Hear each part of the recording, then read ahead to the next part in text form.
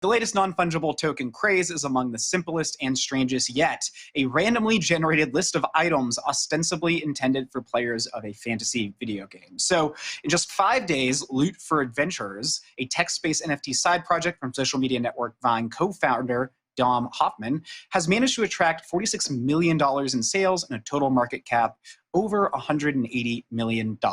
So these things are kind of wild. They're literally just NFTs mentioned or minted, and it's a list of things like, you know, X wand, like this kind of robe, this many hit points and stuff like that. So it's a really weird one. It seems to be another use case here. But Jen, as the resident expert on all things NFTs, which I'm coining you as right now, give me your take on this. What's going on here?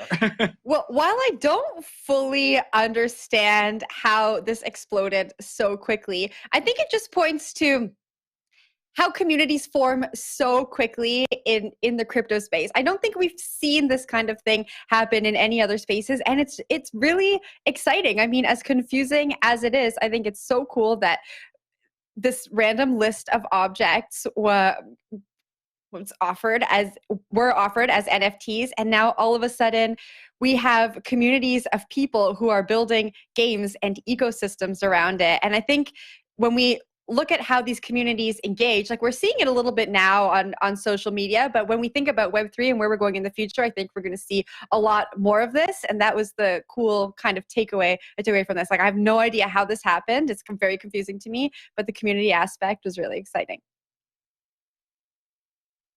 Yeah, I'm not sure I understand the detail as well. I don't have anything to say about NFT. Like, what I kind of get from this is there was this original drop, right? And then all of these other communities just started building on top of that. And they're completely different platforms and different chains and whatnot. And they're all kind of exploring this, you know, this world.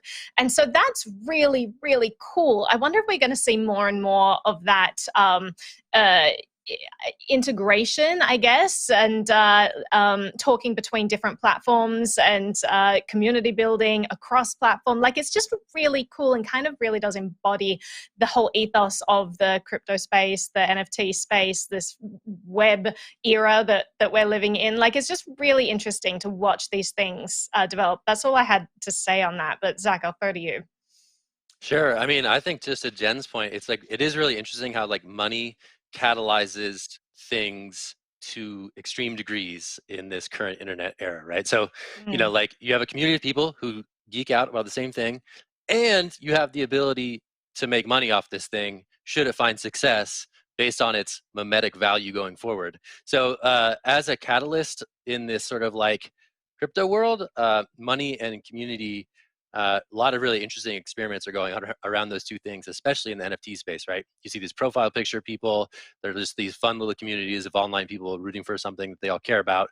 I think this is a similar experiment there. It's not a profile picture NFT, but it's something that's new, novel, and potentially fun to play with people who also happen to share your view of the matter. So just interesting to see that, you know, Vine creator has sort of like has the secret sauce for like meme juice or something, I don't know, and is trying to do it in a new arena now. So what's the meme juice? Yeah, he clarified that this is not related to his like blockchain based console and the associated game that he's working with. Like, this is just for some other project that doesn't really seemingly exist yet. You know, this ecosystem is being built out, but it's unclear where all of this is going to land. And some people were pushing back on this, so the idea that you have to have an NFT to gain access to this game. That was something people were worried about, particularly with all this talk about NFT floors recently, and those climbing, you know, I think at one point to like $25,000 is the equivalent thereof. So you might be gatekeeping in a way that you weren't expecting. But I think it's really interesting development. One, because it's not necessarily image-based, right? It's images of items, or of text of items. And I think that's